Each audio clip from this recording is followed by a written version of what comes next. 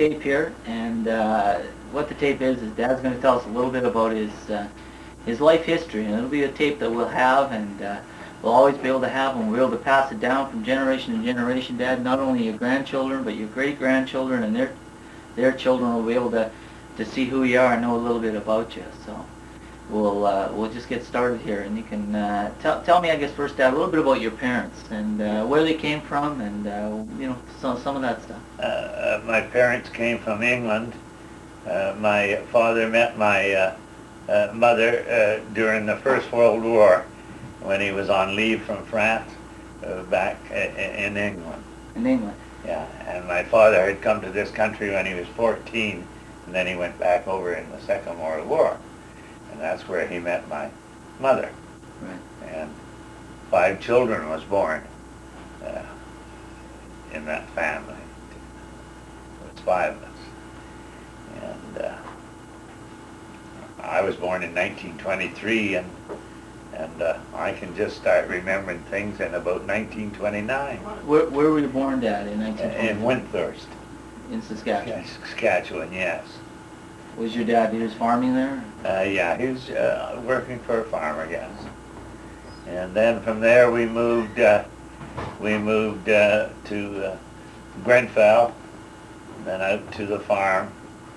My father worked 9 years on the farm at Brooks's, a big dairy farm. And then we moved back into Grenfell, where my father was a policeman. And then the war broke out, and my father went overseas. Went overseas. How old were you when he went overseas? I was not quite 16. So then he went overseas, and we lived in the town of Grenfell.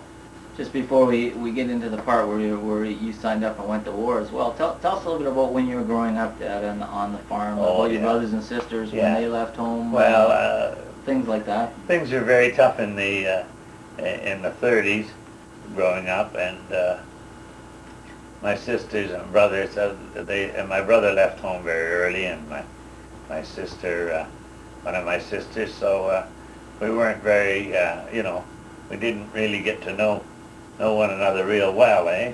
Yeah. And then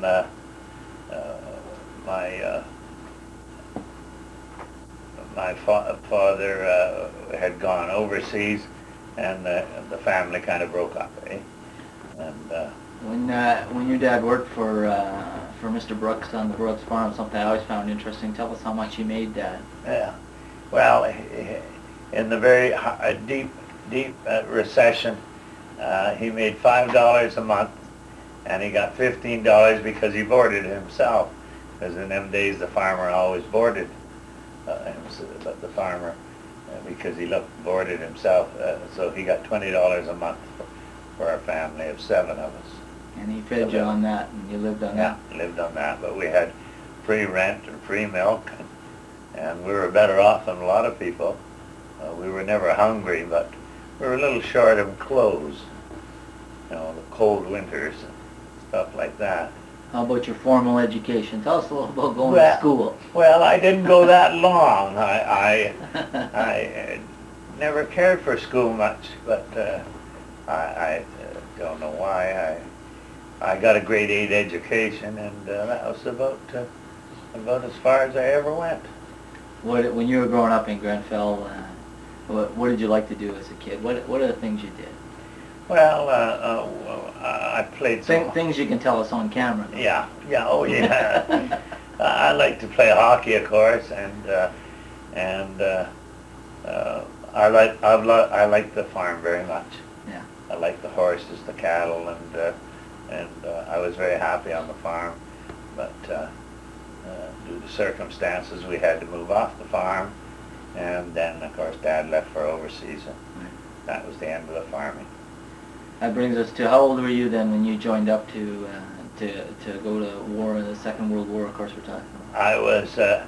I was 19. I turned 19 in October, and I joined in May. And so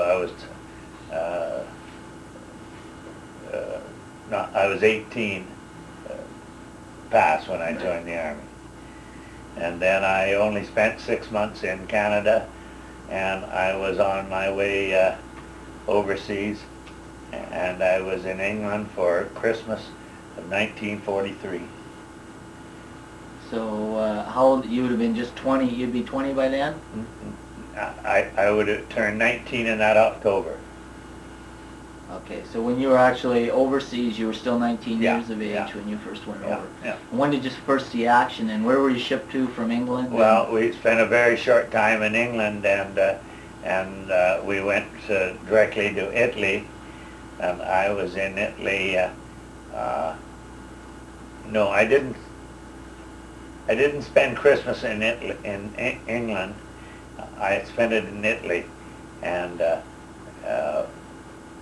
we were right on the way to the front lines on a few days before Christmas Day. 1943. Yeah. And then I went to the Edmontons, and they were fighting in Ortona, and I joined them just when the worst of the battle was over, but it was still going on. And then I stayed with the Edmontons right through till October, until August of '44, when I was wounded. Right. And I left them for a period of 5 weeks, and then I returned to them, and we fought some very big battles. The Hitler line, my own regiment lost 50 men in a period of 24 hours. I was dead, and the wounded was terrible. Yeah. And then from there we spent a summer training, 2 months out of the line, and then we got ready for the Gothic line, and it was just had gone just a few days when I was wounded on the 28th day of August 1944 at a place called a big monastery, Monteschicardo, and then I went out and I rejoined my outfit, and it was a winter. Winter came, and we had broke the Gothic line. We fought in the Gothic line, and then till February, when I got jaundiced of 45, it was just a winter battles, and The war was supposed to be over at that point. yeah, and my outfit went to Belgium or Holland, and I came to England, and I waited there till I was able to return home to Canada. Well, tell me about when you were wounded. Tell me about the day, what led up to it, the battle, a little bit. Just tell us about when you get wounded. I won't get you to get up and show us your war wound or anything here. No, because of where I it is. can't, because it's in a very funny place. But tell us what happened. It was a very warm day. The temperature, they said, was 125 above, and we had to attack a monastery that was on a hill, and of course it was very hard to get from the bottom of the hill to the top of the hill, and we had one of our companies had been pushed off, and we were trying, the Edmonton Regiment was trying for the second time, and it was while we were trying to get in the monastery. We'd made it up top that that I got wounded by a sniper that was up in the steeple of the church. He didn't have enough time, because a sniper doesn't usually hit you in the seat of the pants. He'll hit you in the head. But I guess I was lucky. And a little incident that I always remember was that there was a big hedge around the church, and my corporal said to me, Ken, give it a little blast, just to make sure there's nobody in behind there. Yeah. And under the circumstances, I was very nervous, excited, and I just about cut down the hedge. And my corporal said, Ken, I didn't ask you to cut down the hedge, I just asked you to give it a couple of blasts. So from there, I was wounded and brought out, and He convalescent in England? No, in Italy. In Italy? Yeah. The Jeeps, due to the bad shell holes and that, no ambulance or Jeeps could get up to it, so two of my friends put me on their back and they carried me out and till we got back to our own medical officer where we were able to get, and as we were going out, the padre, which is the minister, he said, this is the hottest day they've had in Italy this year. It's running at 125 degrees above Fahrenheit. So it was a very warm and very bad day all around. Humid day as well. Well, you were actually, too, just, I guess set the record straight a little bit, you actually weren't shot in the butt, you were shot in the hip more. Right? Yeah, that's right. Of course, growing up here, I got to see the wound all the time. Yeah. As a kid, Grandpa used to show it to me all the time. Sure. But it wasn't that bad of a wound. The only thing I couldn't walk because it had, the muscles had, so I couldn't walk, but it healed fast, and before I knew it, I was back up with the Edmonton Regiment, to which... you have a different feeling about it after you've been wounded, after you've been shot? Oh yeah, very much nervous, so. Yeah, more nervous, because you always thought, well, you know what would happen if it ever hit you, if you ever got hit in the head. Well, yeah, with the hole that left in my hip, it was doomsday, but that was... but there was a little more respect for it, for the war and what was going on there after that time. That's right. And, I would think so. I find it very hard even to fathom, being in a war. A little thing that always will stick in my mind. I'd been away for 5 weeks. When I returned and back to my regiment, I can always remember the look on the men's faces after being away for 5 weeks. You were relaxed, and when you come back and saw your friends, the look on their faces of stress and that really brought it home. What was taking place? Yeah. What the toll it was taking on you, I guess, mentally as well as physically. They were quiet. The stress on their faces showed that how bad war was. After you'd been away for 5 weeks from it, and then come back with some of the same men, but 5 years older than when you left them in such a short period of time. I guess obviously being a 19-year-old kid right off a farm or a small town like Grenfell, and then being thrown into a situation like that, obviously you couldn't have been very well prepared. No, for what you were about to see and what was about to take place. No. And of course, the only experience you can gain is through battle. They can train you all you want, but it's battle, and to be with men that are battle experienced, that's what it's all about. If you're a battle experienced soldier, you'll survive a lot better because you know the right things to do.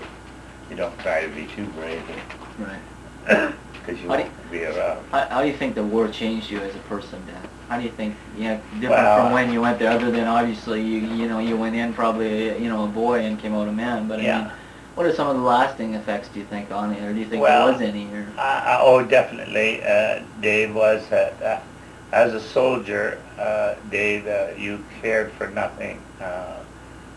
Once you was out of the action, or back behind the lines, anything went. You did things that you weren't proud of after. You drank, and you had you thought, I may as well have a good time today for the next time we go into battle. There may be never no more. Right. So a soldier lived for today. For today. The best time he could have. That's what he lived for at that time. When you came back after the war, did you find it hard to kind of get going again and get back into society and get start to try to live a normal life after that? I got out of the Army February or March, and I started to work for a construction outfit out of Winnipeg was working in Grenfell, and I moved on into Manitoba with them. And it didn't, I mean, I was with men again, a group of men, and life was, It was good at that. well, it's fairly good. I made $1.25 an hour to build a grain elevator. $1.25. Yeah. And, But that wouldn't have been too bad of wages back in them days. no, not too bad, no. You could get a meal ticket at a hotel for $7 for 7 days, eh? Yeah. So it wasn't that It's bad. just to back up then. So what year did you actually land back in Canada? Well, it would be 46. 46. Yeah. So in 1946 you went to work for this outfit building grain elevators, and that was back in In Grenfell? yeah, and then we moved on, of course, to Dauphin and small towns in Manitoba. Oh yeah. Until one August day, I felt this was, enough of this kind of life. There was no life to it. The older men from Winnipeg, said they had spent their lifetime doing the same thing. They had no families, and it was just spend your money just as you made it, and drink it all. So I came back to Grenfell. And I run into a man by the name of Mr. Knox, Joe Knox. Jonah. Well, we had quite a reunion and talked over the whole affair. And he talked me into going to work for him. And I went to work for him. What did you find out there at the farm? What well, was out there when you went out there? He had a daughter, Nellie. And quit talking about me. And I kind of thought Nellie was kind of nice. So we started to go together, and then in May of '48, I started at Sears, and that October we were married. So you worked for Joe for what, about a year there? No, not quite. a full year, no, because it was just at harvest time. I shouldn't call him Joe, that's my grandpa. Yeah. But, so just for a harvest roughly, you met Mom and you started dating her, and... was it 2 harvests, Nell, that I worked for your dad, or 1? 2 harvests, I guess. 2 harvests, Yeah. and you started dating her. And then from there you moved into the city, you got a job with Sears, but Sears. Mom was still living in Grenfell Yeah. at that time, and you were going back and forth and Yeah. dating at that time. Yeah. Yeah. And, was Joe excited about you taking out his daughter? well, I don't think he jumped up and down or anything like that, but we got along pretty good. Yeah. And we used to have the odd drink together, not too Grandpa? many. No, yeah. Grandpa Joe? Yeah, just the odd snort. And so we were married, and we moved to the city in 1948, and October, and we started life. When did you get married then? You and Mom obviously were going together in 47, so in 48, is that what you said? 48, yeah. You got married in October of 48. October the 9th of 48. Right. Yeah. And obviously, I guess Mom moved into the city. Whereabouts did you live when you first came to the city? When we first came to the city, we rented the upstairs of my father's house on the 13 block of Garnet. And then, about 6 months later, we bought our own little place up on 8 block Cameron. That's right. That's where Yeah. I grew up on 8 block Cameron. And that's Wait where, till I went to high school. and that's where the 3 boys were all born in 845 Cameron. Tell us the names of your boys then. Now, When they were born, who was born in what order? Glenn, he's the oldest. Glenn's now 40, and Dave is the second boy. And Dave's 38, is it? That's right. Yes. And Ron, he was our youngest, and Ron just turned 35. Right. And very fine boys, all married, 8 grandchildren. What more could you ask? Okay, let's go back. Tell us a little bit, I guess, about your career at Sears. Obviously, you were there for I know how long, but how many years were you actually there?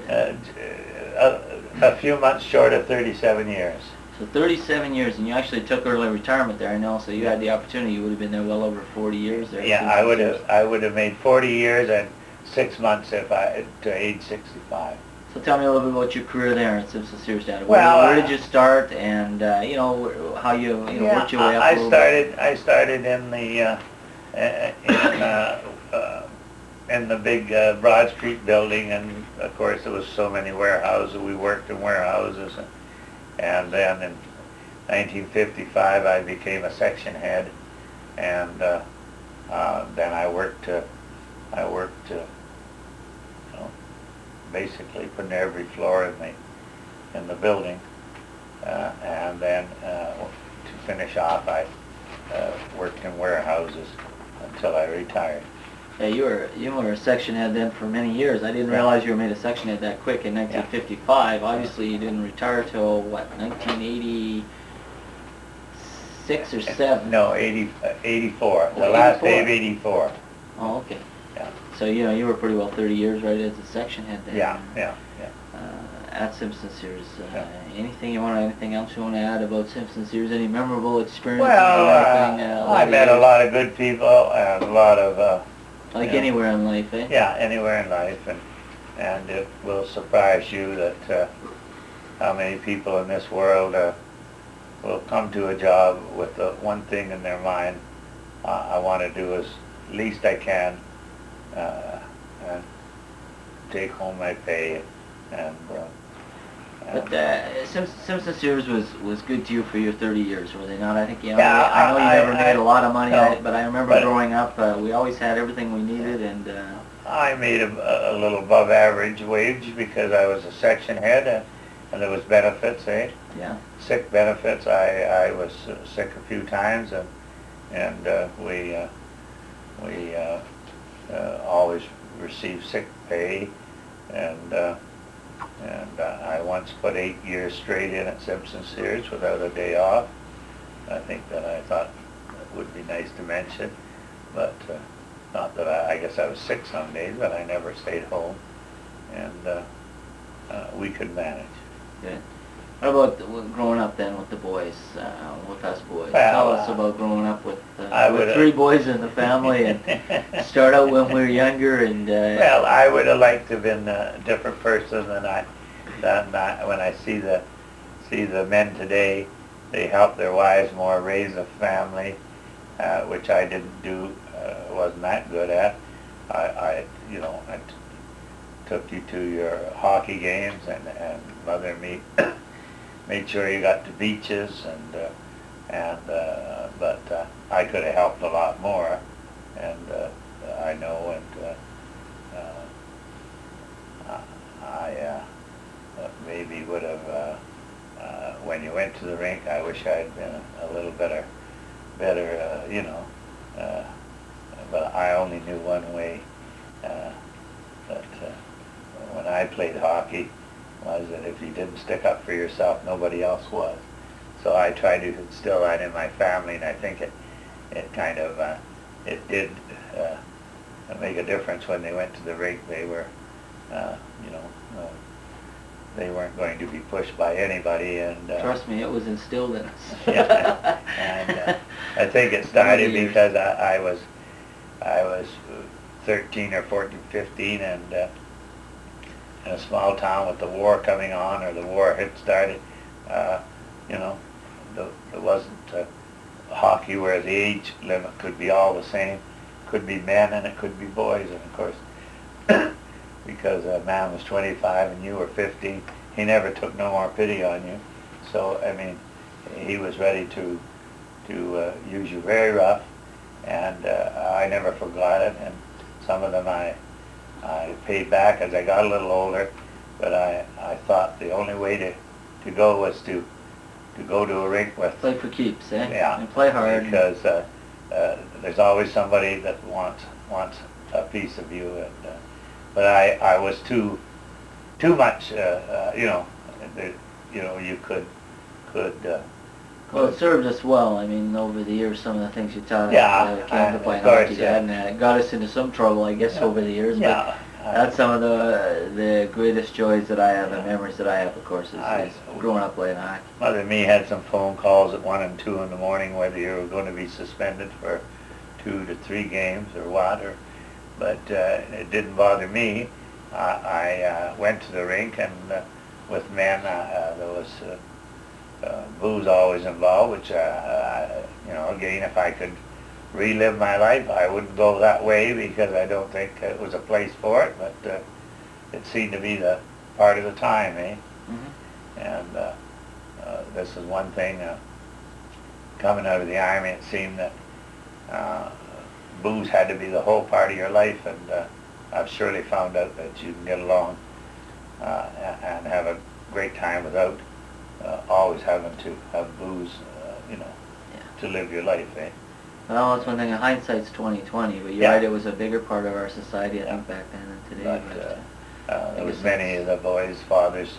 We drank at the rink, and maybe sometimes we put on a little show we shouldn't have, but we had a lot of fun. We had our fun, and each boy was different. Well, to speak a little bit about that, about each one of us as hockey Well, players and what we are like. Start with Glenn.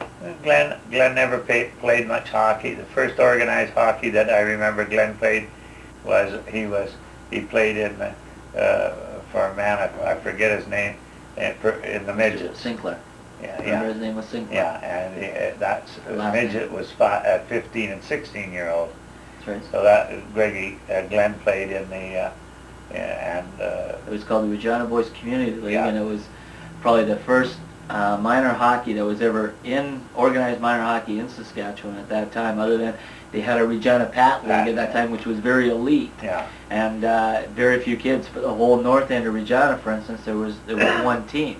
So it was very elite. And so the Regina Boys Community League was the first minor hockey association that really ever got started in Regina, and we were part of that, fortunately. So Glenn, they went into the provincials. I forget if they won or not. But anyway, Glenn didn't care too much for junior hockey. I think he could have played junior hockey. He played some junior hockey. He played Junior B. Yeah. He played a year of Junior B. Junior I B. remember Glenn did. But no, no, he didn't go on there. he didn't care for it. Glenn played some commercial hockey in the city here that we enjoyed very much. The guys were all, it was hard hitting hockey, but they had a good time together. He did so. Yeah. And then there was Dave. Well, what about Glenn, though? Tell me a little bit more. Glenn's style. Was Glenn a playmaker, or was Glenn a finesse kind of hockey player? No, Glenn was a rough skater with lots of good elbows. High stick. Yeah. And I seen him play a game in Weyburn once, it was against Weyburn, and the Weyburn team just seemed, the further they got away from Glenn, they were better off because they knew they were going to get stick, arm, or elbow in the kisser, and not that it was that vicious. It was the way Glenn. Yeah. I can remember watching Glenn play a game against the Moose Jaw Canucks Junior B team as well, and by the third period there wasn't many guys that were going into the corners about that time.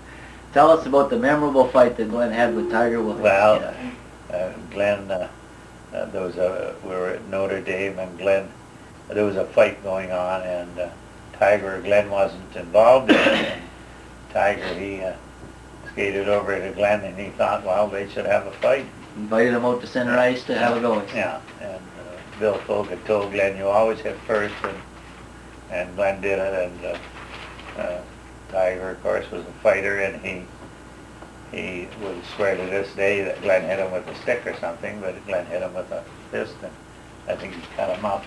Cut him, cut Tiger really good. Of course, we had everything under control. The Weyburn people was trying to load Tiger on a bus, and I thought that things were all settled down, and Bill Folk, the coach, says, well, let's build a ring and let the boys go Settle at it once and for all. He said, right in that concessionary, Yeah. he said, let's build a ring, get the gloves out. He said, and we'll Get it find out over once with. and for all who's the toughest. I wanted to come home. I was tired of it all. Well, I guess it was I'd seen fights and been involved in stuff, but up to that point, I played very relatively minor hockey, and I was surprised at Tiger. I mean, he wanted to fight the fans, the coach, Glenn, and anybody else that was going to stand between them. But that was quite an evening at Wilcox at Notre Dame. So, all right, let's go on then to myself. And then there was Dave. And Dave, I always figured that you were just as fine a hockey player at 14 years of age there was in the city of Regina. Even you played in the PAT organization as well as the minor hockey league, and there was no better. You were feisty, and you could fight, you could score goals. You won the league a couple of years. It was a battle because some people didn't want you to have it. You know, they wanted to have their children have it. So we had quite a few battles.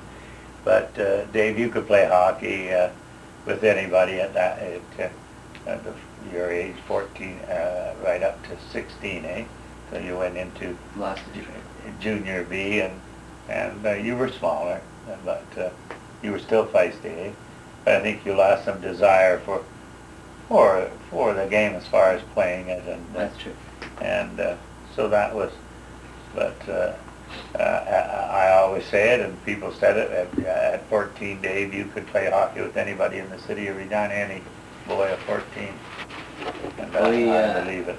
We had a lot of fun, and we met a lot of characters, of course, throughout playing hockey, but I got, some memorable stuff. I remember the time I got in a fight, and of course I lost my temper again, and got going, and I jumped in the bench to go after the coach, and the next recollection was you were coming over the boards to give me a hand, and we had quite an evening after that. See, I was suspended for a few games after that. But. Hockey wasn't. The referees were just getting educated them days, eh? They were, now they have to go to school to be a referee, eh? And so there was a lot of, not really their fault so much, as they were inexperienced, eh? That there was a lot of problems, eh?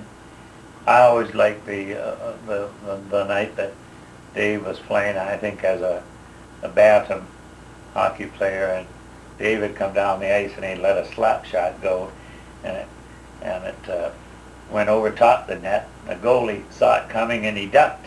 It was coming so hard, and in no way he wanted to get involved with this shot. He thought it might take off his head, and the next time Dave come down the ice,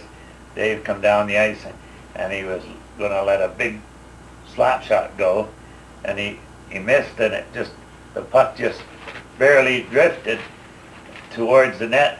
The goalie, he thought, I'm not going to take a chance on this guy. He ducked, and the puck went in the net, and it was only going, it was hardly moving. But the goalkeeper said, I've had enough of this guy. He'll kill me. So, but that was one recollection that I remember about Dave, was that the guy ducked the first time, and he was ducking the second time, and the puck wasn't anywhere near his head. Well, we got some real fond memories of the rink. Of course, our lives revolved around the rink with three of us boys playing. Okay, tell us a little bit about Ron.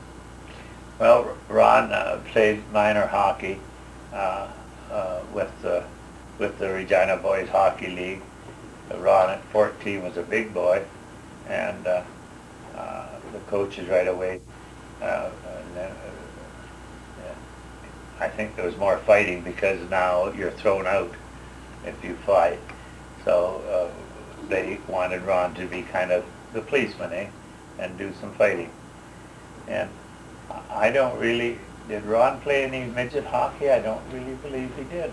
Yeah, Ronnie started playing, I think, like in Pee Wee, and played a little bit each way, but Ron never really took to the game. Ron was more, Ron was very into his books, did very well at school and that, but then I thought, personally, that Ron blossomed and probably could have been the best hockey player of us all.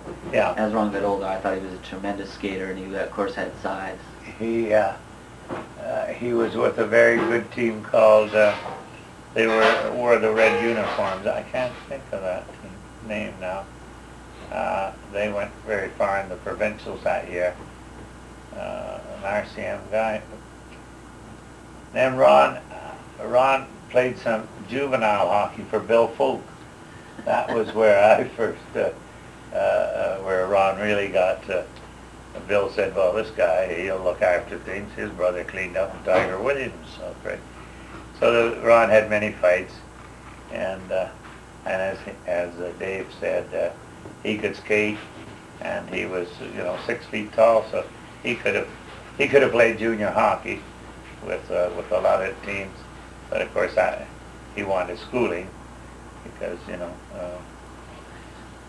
we felt like some of the coaches that were teaching junior hockey at that time would have loved to have Ron because he would have, you know.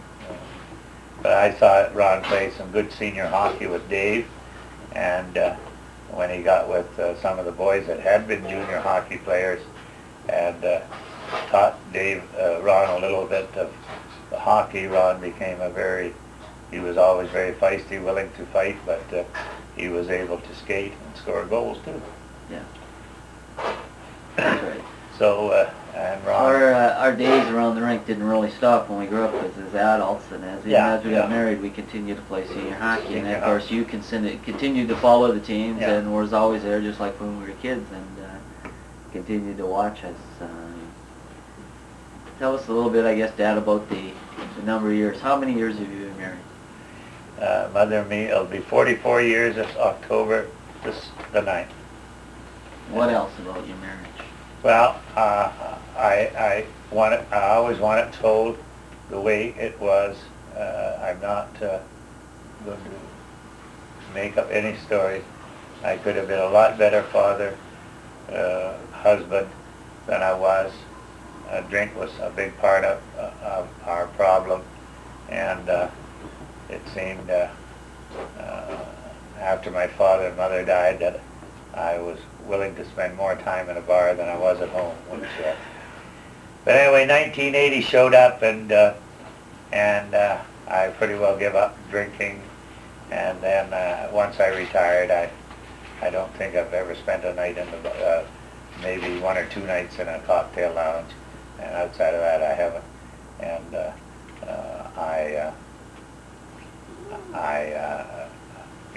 I wish it hadn't have been the way it was. But the 10 years Mother and me have had now is just wonderful, and Mother treats me so good and looks after me. And I think you're being a little hard on yourself in terms of what you were like as a father and husband. I think the early years were very good. Tell us about the early years you guys were married, and don't. Oh well, our early years were good. We spent a lot of time at the farm and at the lakes, eh? Sure. Yeah. And we had a boat as soon as we could afford it. Glenn and me went down and bought a boat, or I went down and Glenn came with me and bought a boat. I didn't have $5 in my pocket, but we bought it, come home with a $1,000 unit boat.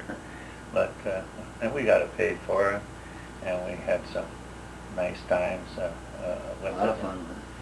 And I was always able to pay for anything I bought. Sometimes I had quite a few vehicles over my life, but no, it was just that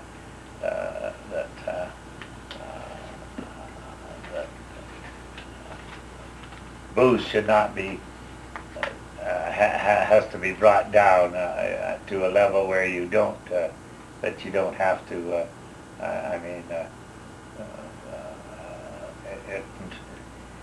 In the end, it gets to you that you don't have a good life. That's amazing. I know the two ways, so I know what I'm talking about, eh? That's right. Tell us about Mom, then. Well, You be careful what you're saying, I'm listening. Yeah, I possibly was the luckiest man in the world. His mother raised his family so well, and I wasn't always there to help her raise them, eh? She did the worrying when they started to get vehicles. I guess I did some worrying, but I'd been raised that, when I was 15, I was pretty well on my own. There was no father to guide me, so I always thought when they went out in the street, in their cars, they'd look after themselves, and Mother, she worried about them, and she had great reason to worry about them, well, she's just the greatest mother in the world, eh? The boys, they appreciate it. You can ask any one of them how, and they're so willing to come back and see us, and they treat Mother so well and me so well. So if I would have been there a little more to help Mother, as we got older, sometimes we used to meet in the bar, my sons and me, so, you know, that maybe would have been nice if we hadn't, it happened, so. Well, yeah, right. And, but Mother's been the greatest, and of course, I'm sick now, and Mother will stick by me right to the very end, eh? And it's a wonderful feeling. I have no, you know, I know Mother's right there all the time, and the same for anyone, and her grandchildren the same. She sticks by them all, and well, she's just 100%. That's all I can say about your mother. What are your joys in life right now, Dad? What do you like to do now? And Well, what's the joy of your life? well, I would like to travel a little more and go and see my grandchildren. Of course, I went all the way to Winnipeg many times, and of course I feel a little bad I can't drive as much as I'd like to, but I'm happy. You guys come home. The grandchildren are great, and Mother and me enjoy the same thing, our yard work and Sports, you still like to watch your yeah, sport? sports, and we go out quite often to eat and that, and Mother's cooked and worked hard all her life, so anytime she doesn't have to cook a meal, I think that's two things. It's nice to get out, and it's nice that she doesn't have to do these things. She did that for all the years, eh? Right. And as you were growing up, some days there wasn't a lot of money around, and she had to make the best of what we had, eh, and get by. Yeah. And we had Mother and me had a great relationship with her family. It kind of broke up a little bit when her parents passed away, but I think it's come back. You're still very close with Rose and Joe. And, Yeah, you yeah, know,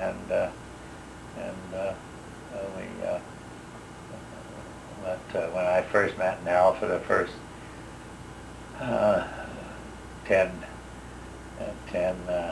15 years, the family, it was such a close-knit family, eh, that, but, you know, things happen, and families fall, you know, a little apart, so Right. you have to.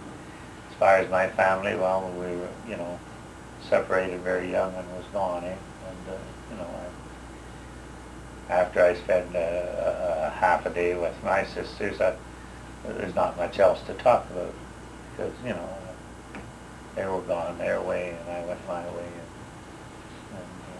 So there was never the closeness in your family? no, not like my mother's family. I was very proud to see how close they were, and but you know, things happened, and they didn't seem to, you know, get the close. It was always, you know, family. There's always going to be a little rift sooner or later in any family, anyway. But the first 5-10 years, I was always happy. I was so happy with Nell's family because there was so much closeness, eh? Right. And you went to the farm, you were just welcome, like, you know, every Friday night when we arrived there, they were just so happy to see you that. So that was about it, but I just hope I have a few more good years to see. Where's he going? My I started. What are the names of all your grandchildren? Who are they? Well, Greggy, he's 18. I'd like to see Sarah get to 17, 18 years of age, and Sharon. Of course, Greggy's the oldest, and then there's Sharon, and then there's Sarah, and Amanda, and Lisa. Right. And then there's Katie, and Maddie, and Kaylee. David, that's right, David, not Kyle, David. And they're very young. And you know, Dave, I can't with my condition, I can't hope to ever see him, 10 years of age, I know, you may as well face it. I would like to, but I'm proud that I have a grandson, 18, and the other kids coming on so good. Yeah, Sarah, and them. So even if I get to see Mandy, Sarah, and them, 16 years of age, it'd be very nice to see them. Oh, I think that'll happen. What, anything else you want to tell us? Anything? Do you want to tell us about the time Mrs. Prentice was baptized down at the lake? Oh, yes, that was a terrible experience. I didn't understand this here apostolic religion or Pentecostal, and they had a big baptism service down there, and I didn't know that they took the people and dumped them right under the water. So us kids from Grandfather, we were swimming and we weren't part of it. And all of a sudden, when they dumped these two big people under the water, Mrs. Prentice was one, the waves come up and took us, pretty near drowned us. And on the other side of the lake, 2 boats got swamped. And the water rose? Rose so high. And that was the first time I learned about the Pentecostals.